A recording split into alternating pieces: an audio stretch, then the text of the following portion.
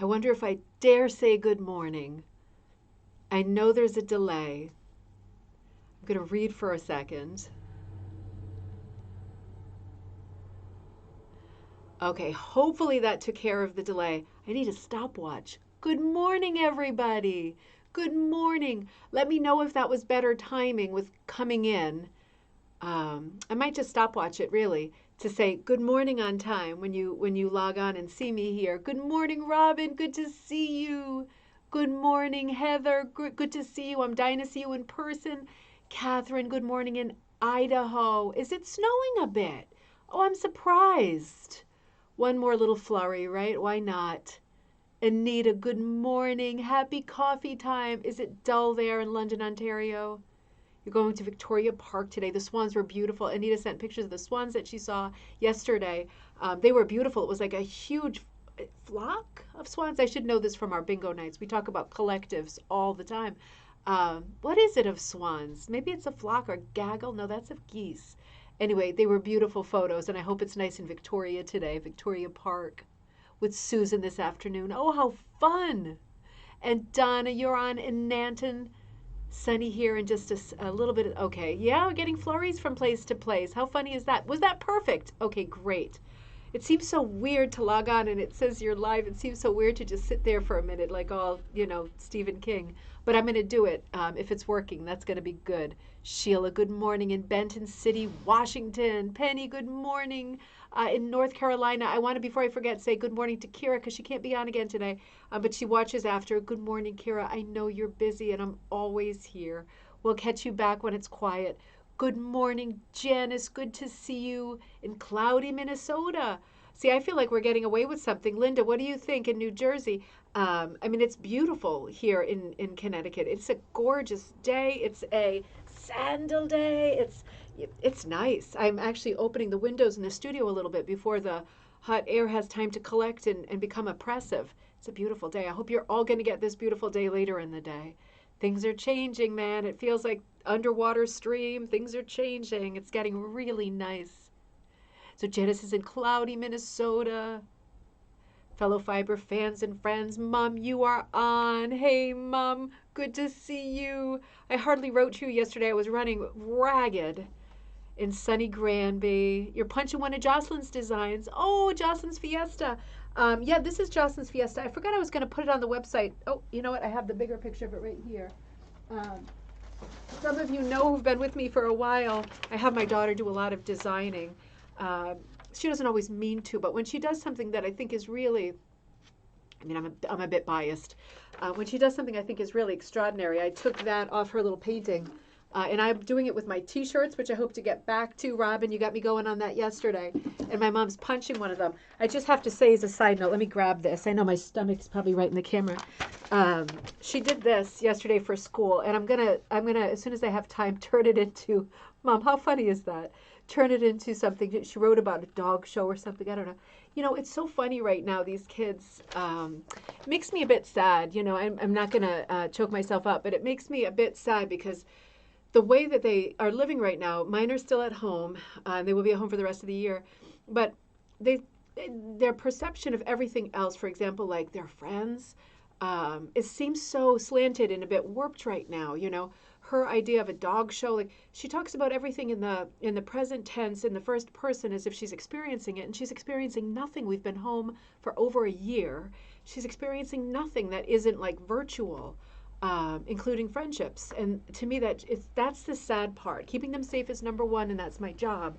But the sad part is whenever she talks about anything, she talks about it like it's real. And I guess to some extent it is, but it's not real the way that things are real and in person and interactive real. But she wrote about a dog show as if she'd been to one.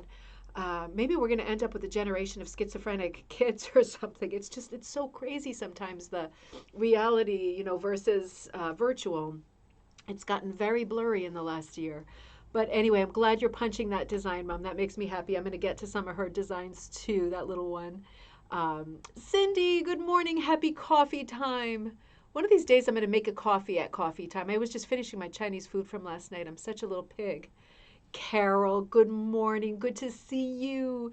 Doreen, good to see you. Beautiful day in upstate New York. I love upstate New York. I love it. Mom, we should go to the Hudson River Valley again and do one of those things, see Hyde Park and all those beautiful towns up there. Lori, good morning. I am live. I did it. I got a little bit more in sync today, I think. Um, you dare, we're with you.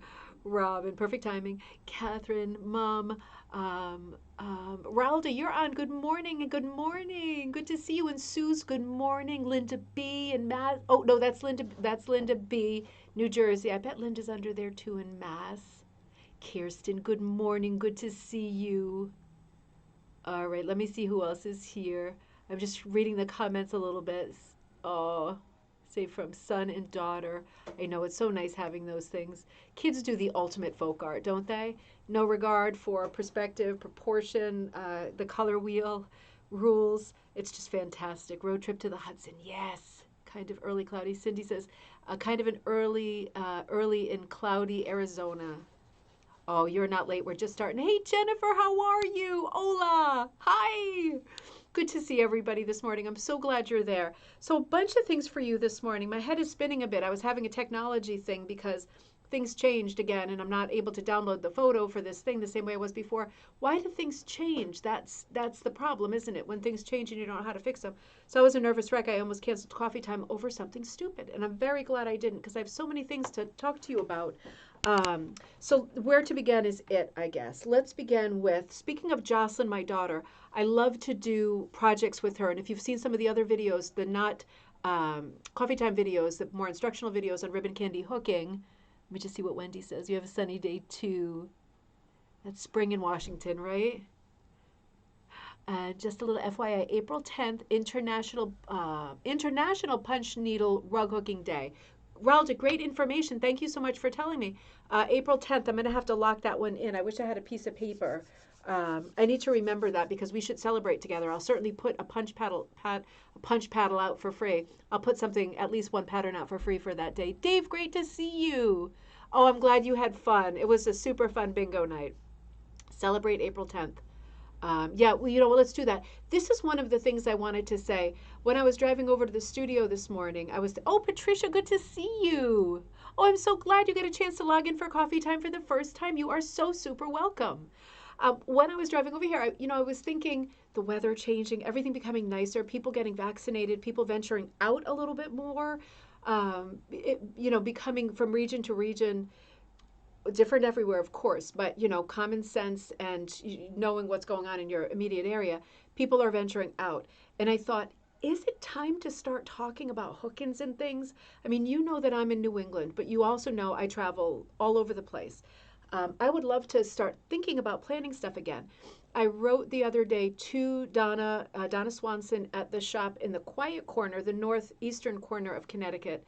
Her place is called Whispering Hill. We had a few hook-ins there in 2019, early 2022, before everything went crazy. But I was thinking, I wrote to her and I said, how are things going? It was an awful year. She said, okay, it wasn't a great year for businesses, but she just got her 2 vaccinations, so she's all set. And she said, maybe it's time to start planning a hook-in. So I thought, let's do that for people who are around here. Let's plan something together where we can get together, even if it's outside. She has a beautiful shop, and I'm sure you can sort of come and go. But if we center ourselves outside for people who are not quite there yet with vaccinations and still need that, probably doing 6 feet is a good thing regardless. But the idea is it might be time to start planning stuff. And I'd also like to plan something with Chris at Sweetbriar, the rug hooking shop in Rhode Island, in Hope Valley, Rhode Island, that's right on the Connecticut line.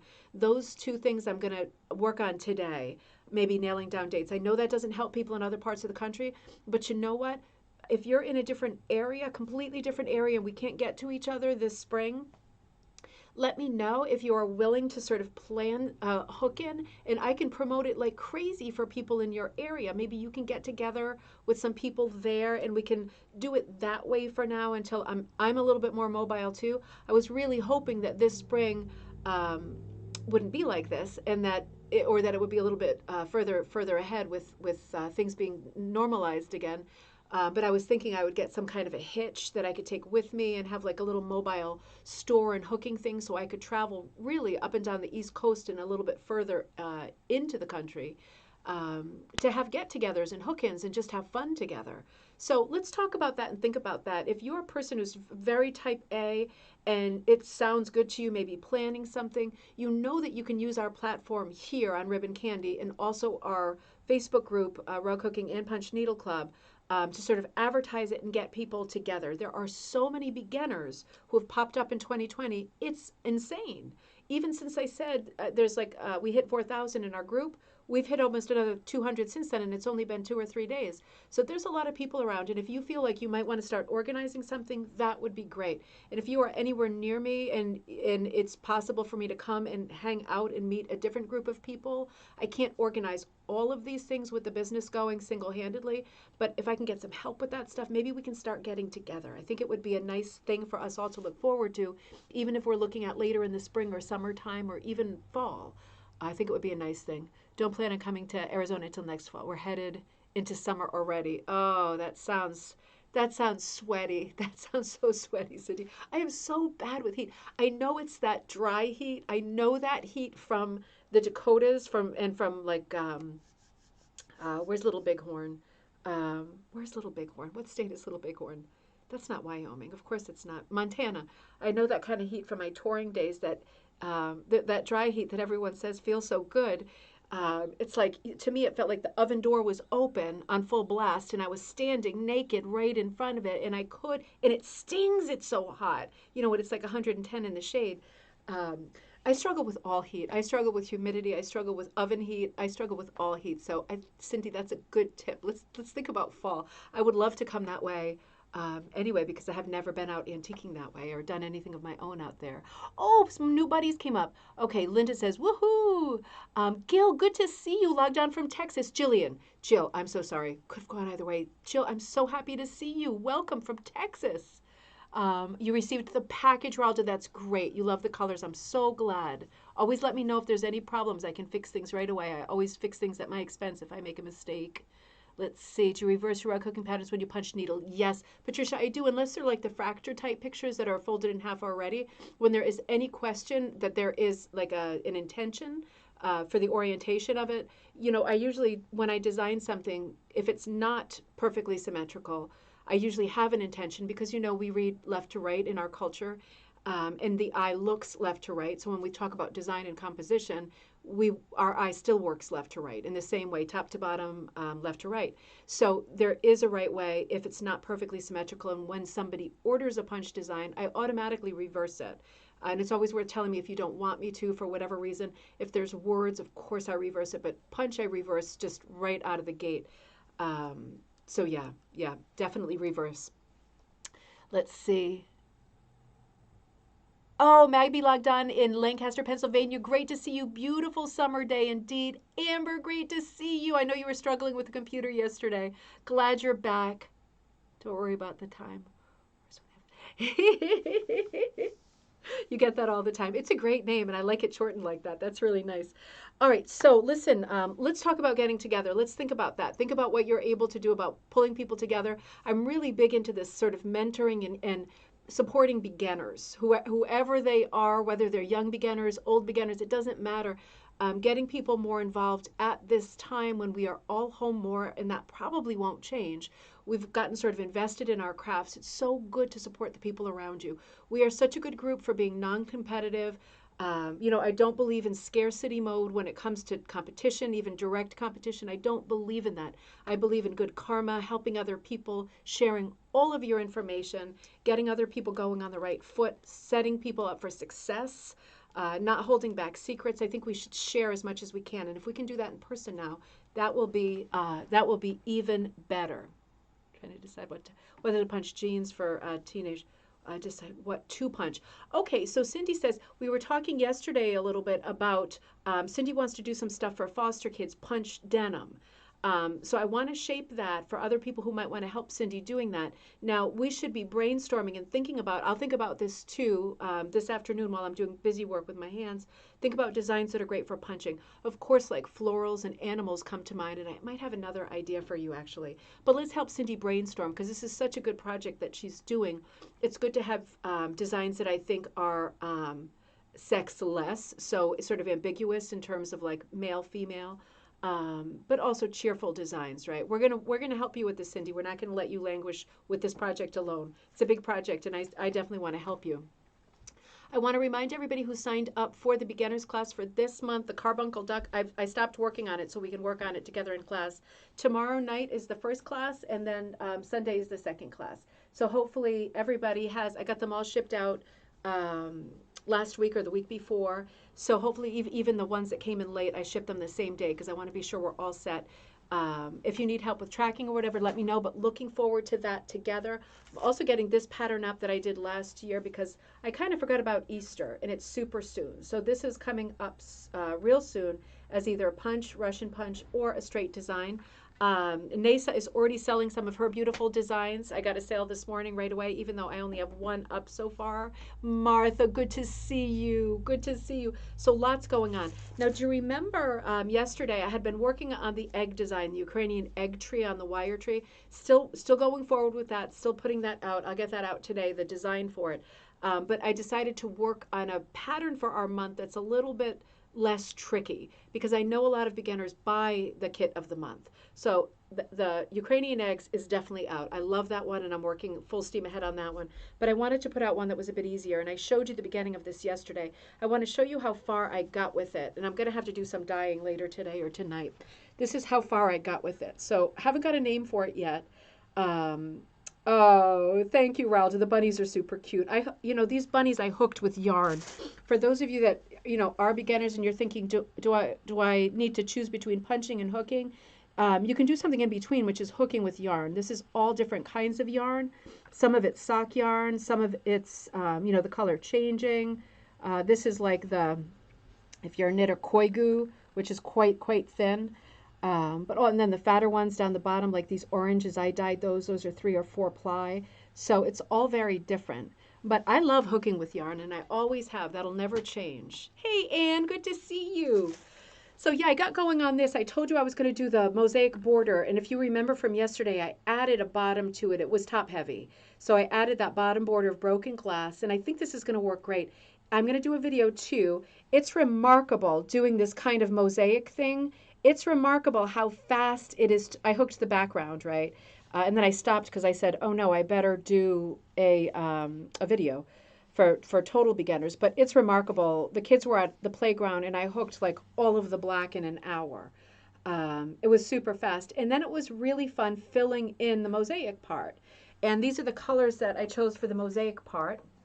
Tell me if you think I'm missing something crucial, but this is just the border, right? So these are like mauve, some peaches, teal, a real sort of intense color changing sort of navy midnight color, and then some light ones over on this side that are color changers too. I'm going to dye plenty of all of these, this kind of thing. That some have just a little bit, just to give it that, and this is the dark one, this kind of thing. So I'll do lots more of that. I have this little one in here that's kind of a pistachio with a brighter green on it. So all of those are going into the border. And you can see whether you're doing this kind of a pattern, broken glass, stained glass, jigsaw, mosaic, whatever, very easy pattern to hand draw. You can see when some of them are color changing, it really adds something, I think. It makes it look like there's light coming through. So now the question is, the composition, that center flower is an Easter lily, so that's white, and then the 2 on the side are daffodils, so those are bright yellow. So the question is, what color for the background? Can you help me with this?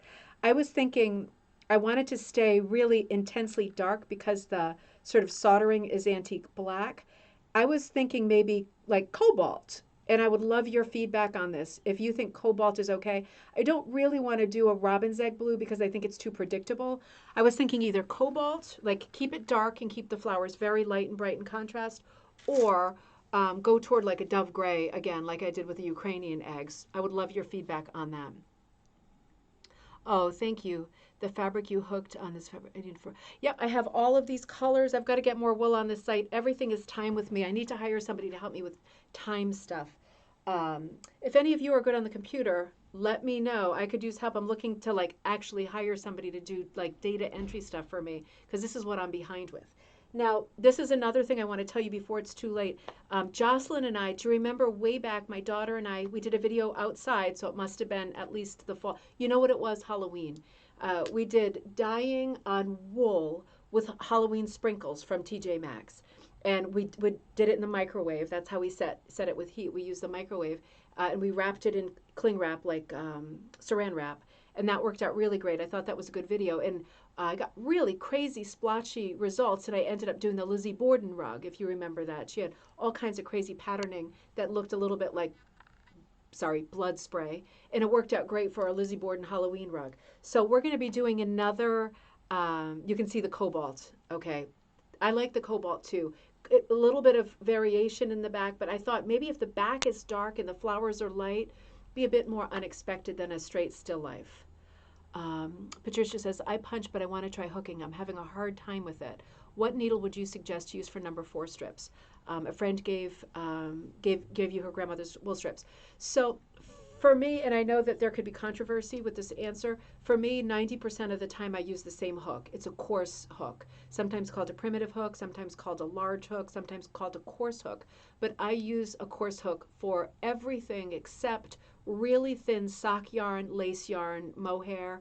I use it for everything. I know any rug hooking store wants to sell you a hook for every size of strip, and you don't need it. I'm just going to say it. You don't need it. Once you find the hook that feels right in your hand, it's going to work great, right? The bad combo is when you have a very thick strip like primitive and a very small hook, because that combo, it's the reverse of what I do. I usually do small strips with a big hook. If you do big strips with a small hook, you could have that hook when it goes down blindly underneath and your hand feeds the loop, it could rip it in half because the strip is wide and the hook is too small. It could be like a little razor that just rips it in half as you pull it up. But for me, my experience, I love using the same hook. I have the hook I love in my hand all the time. It's a primitive coarse hook. Again, I use it for everything. So I would also use it for 4s, I have to say. But everybody else, please give your feedback to Patricia as well. Everybody feels differently because hooking is like, I was going to say like shaving, but maybe we can make it a bit more neutral. Hooking is like maybe riding a bike. Let's go with something really safe. I like the seat a little bit lower. I like it when my feet touch the ground on both sides. I like to have a horn. Ideally, I'd like to have streamers. Everybody likes something a little different, and once you get that tool that you like, it is an extension of your hand, Sweeney Todd style with his razors. It's an extension of your hand, and you just love it. But I'll be curious to see what other people say. Some people do love having a huge variety of hooks. I feel like that is the money pit when you start buying a lot of supplies, because essentially you're pulling a strip of fabric up, and it's going to take one tool. You don't have to work with a bent nail anymore. That's the good news. But having a larger hook is, as long as you like the way it feels in your hand, is going to work for you all the time, in my opinion. So Joss and I are going to shoot another video, and we are going to do, I got this from my page, we did a little of it last time, but we're going to do more stuff with, like, we're not going to do sprinkles, we're going to do Kool-Aid dyeing this time, because I can see people are doing it all over. We'll do a how-to video, beginning to end. It'll probably be a 15-minute video. I under-dyed these colors here. So, like 2 lilac-y purples, this one's hydrangea, a couple of pinks, light and bright, and a real light sort of neon lemony orange, and a apricot kind of tangerine color. So we're going to be doing this set in a video. I ordered some food coloring from Amazon. I ordered the Wilton pastel set, and I ordered the something hobbyist something neon set. I ordered 1 neon, 1 pastel. So to be continued on that. Anita says she's used the same hook since back in the 1980s. Yep. That's how I feel too. If it ain't broke, why fix it, right? By the way, do you remember when that perfume came out years ago? It was called Baroque, and I thought, why didn't they use the logo? If it ain't Baroque, don't elix it. They missed their chance. They had a stupid thing with a nude woman instead. All right, Amber says, Cindy, what are these kids into? Okay, interesting. So we're talking as a side conversation about the foster kids that Cindy's making denim stuff for. So I'm going to keep an eye on that too, because it's so great that we're jumping in and helping out with that. What a nice thing to do. Talk about karma. Now, two other things, including content. I'm going to also start announce. This is a big information day because we've been doing so much with books lately. I haven't been able to catch up with you.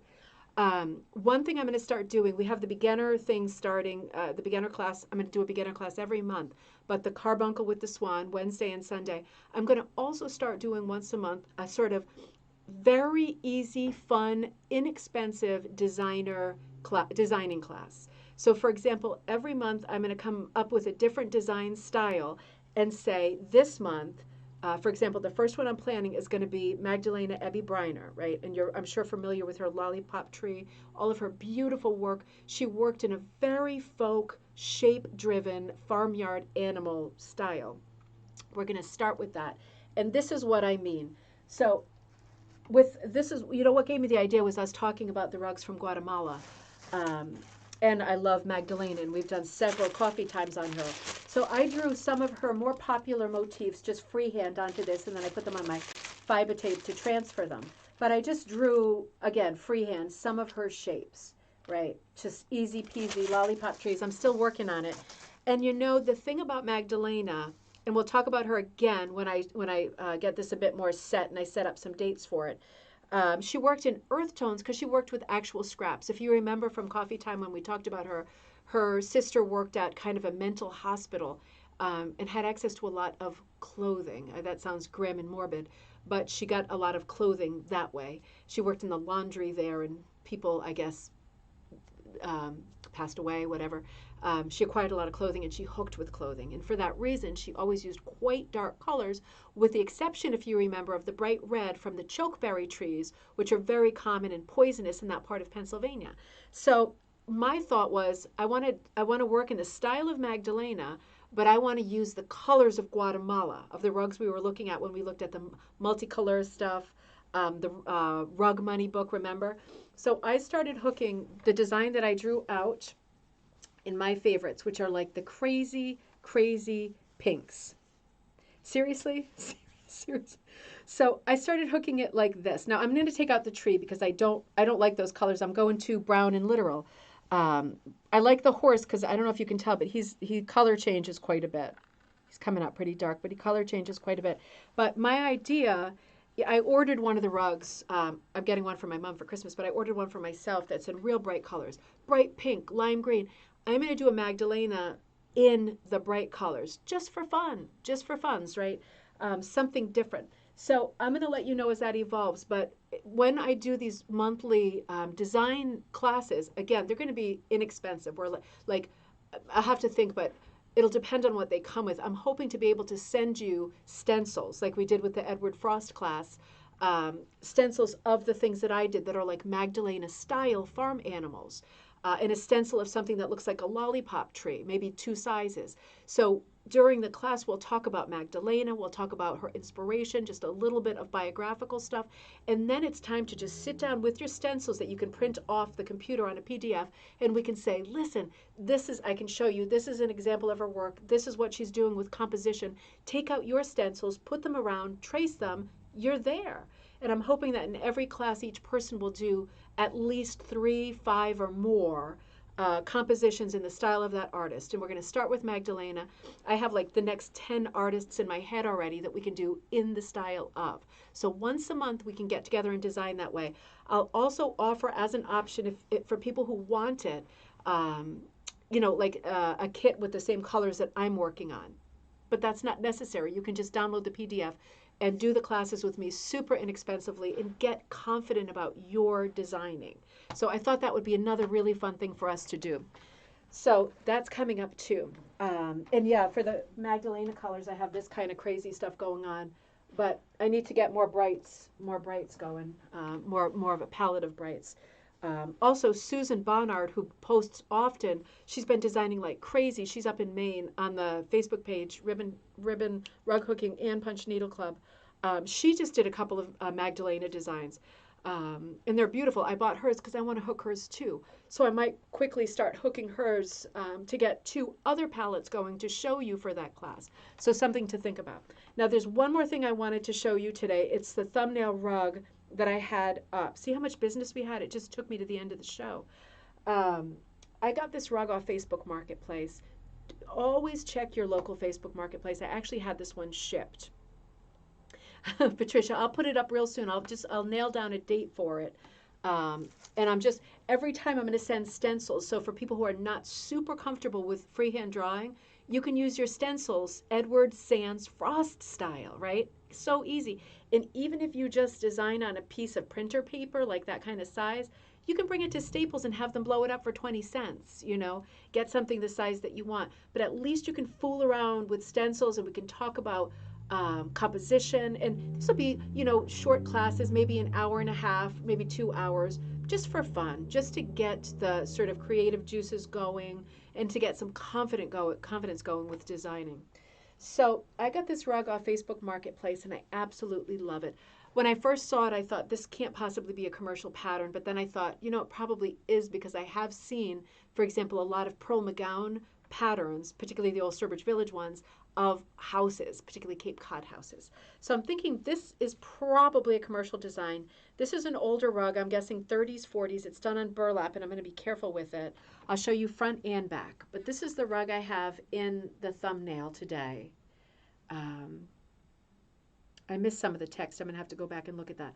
But I absolutely fell in love with this the second that I saw it. Oh, I'm missing Ella. Hello, Ella. I know a 12-year-old who would find this cool. 29, and even I feel old thinking about, the punching on denim. Oh, it is cool. You see the back of the jackets a lot, right? Like a jean jacket. Those are always cool. And I even have a Levi jean jacket that's like neon magenta color. It's actually a man's jacket. It's called the trucker jacket, and it comes in all kinds of crazy colors. Of course, you can dye your own jean jacket too and punch that too to add another layer of insanity. But it is super cool to punch on denim. Absolutely. So this rug, if you recognize the pattern, please let me know. I would love to know what it's called. It does look like there's a fire inside the house, and I don't know. It's a 1930s palette. So I'm going to just roll with it. I'm going to assume there's no smoke coming out of the window, so I'm going to assume it's okay. It's a design choice. But I thought this was so different and unusual. And if you see, let me try to show you close up. There is a lot of monkey business here. It's a proper scrap. I'm going to turn you toward the light. Proper scrap rug using lots of different materials. Let me see if I can come in real close. She's got some real shiny stuff. None of this is wool. This is all like cottons. Bring in focus. This is all cottons, possibly nylon, tweedy stuff. It's very thin. It's a little bit crisp in my hand. Being real careful with it, but let me see if I can show you under the house. There's a pocket of sort of tweedy stuff there. Yep. And then the bushes are like, you see like this kind of navy in the middle. It's one of the bushes. And then on this side, I'm going to be real careful because it's almost paper thin. Well, there's a lot of color going on with the bushes. You see how they lit the bushes into different colors, like there are different varieties of the same plant. And then over here, I don't know if you'll be able to tell on camera, but it sparkles. Like, it sparkles a lot. They've used something in here that like has glitter in it, and it's not new. I don't know what that is. That could still be pantyhose or something. But my thing with this rug is that when you look at the back, obviously the colors are better. So you see that gorgeous blue sky. Everything's a bit crisper, right? I mean, how gorgeous is that?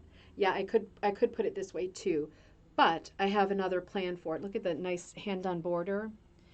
This contrast of the sky against the gray house, like the shingled house, is fantastic on the back, but not so good on the front. Now, I'm going to run over 1 minute on this episode, but you know what I'm going to attempt to do? You see how that sky is just not giving enough contrast to the roof line? You know what I'm going to do? I know a lot of you are going to say, no, don't do it. Don't be a fool. Don't boob it up. But I got to try. I got to be me, and I got to try. I was looking at the Judy Taylor book that we've looked at a few times, Save This Rug. And I'm going to hand paint the loops a little bit darker. Probably Cushing like Aquilon blue. I'm going to match it perfectly. But I'm going to give it a shot because for me, it's at this point, this rug is beautiful, but it's not living up to its potential because the fading has made the design, the composition very hard to see. And I feel like if it just had a tiny bit of contrast, bringing that sky back, just the sky and just a little bit, if I could literally go loop by loop, as it was done in the first place, loop by loop, I could put a little more blue in that sky, at least at the skyline. Very careful matching. I'm going to give it a try because I was looking at this book again, Save That Rug, and I was looking at the particular chapter called To Die For. This is Judy Taylor's book. Judy pops on a lot with us. And she talks about dyeing yarn, which we talk about a lot. She talks about replacing the yarn. But in this case, the backing is burlap. It's very thin. It's very brittle. It's crispy. I'm not going to take anything out, and I'm not going to put anything new in. I think it would be the kiss of death. It doesn't have a lot of integrity. So I skipped over the parts about dyeing rugs, and I looked at, remember this part where she just literally throws the whole rug into a dye pan of kind of this rosy color, and it comes out, over dyes the whole thing. I'm not doing that either because I want very localized color popping. So I'm going to do that idea, and I'm just going to match the color, test the color, mix it as perfectly as I can, wait for it to dry so I know what I'm getting, and then I'm just literally going to page the loops. And I'll do this in a video so you can see how it turns out. I just want to bring it back to what it was right around that area. And of course I'm going to have to trail it out, but I'm going to go loop for loop, just like when I'm hooking, and I'm going to be super careful that it doesn't bleed onto other loops, and I'm going to let you know how it goes. I wonder if any of you have done this before, but again, I love this rug, and I feel like you're getting a real good picture of it here. When I hold it up, normally you get no definition between the roof and the sky. This is just really good lighting that the camera is doing. It's not really this crisp, but yeah, I want it back to this. I want to go back here with it. So let's see what happens. The rug cost, I think, $40 or something like that. It's not the money. It's the rug that I love. I would have paid a lot more for this rug.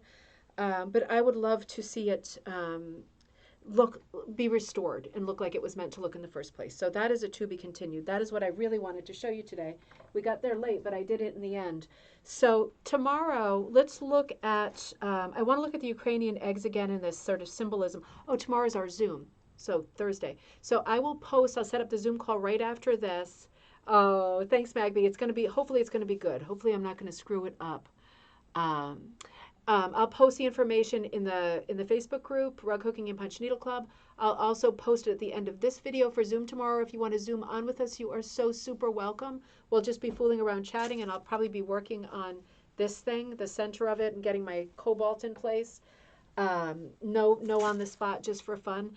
And then on Thursday, I forgot I had ordered this book ages ago from Amazon. It's a French book, but it's a punch needle book. Haven't even opened it yet. So let's look at that together. Let's look at the Ukrainian egg book and see how far we get. Let's look at some more design ideas and stuff like that. I also wanted to tell you that Liz Marino, who had gone down to Guatemala, I just saw the Rug Money book under there.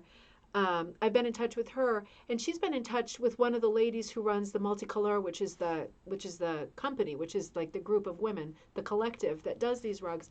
And we're planning a special event that will be a live event where Liz is on as a person that's gone and taught there. The lady that represents the Multicolor, the organization in Guatemala, will be on. And we're in the midst of planning a live Zoom event like this, a stream event, where we'll sort of be live. It might be a Zoom event. We'll have to see how it plays out. But you'll be able to ask questions about the experience of doing it, and you'll be able to ask questions to the woman that is one of the primary rug hookers. So that will be super fun, and that's coming up too. Lots to think about. Yes, please, thumbs up, everybody.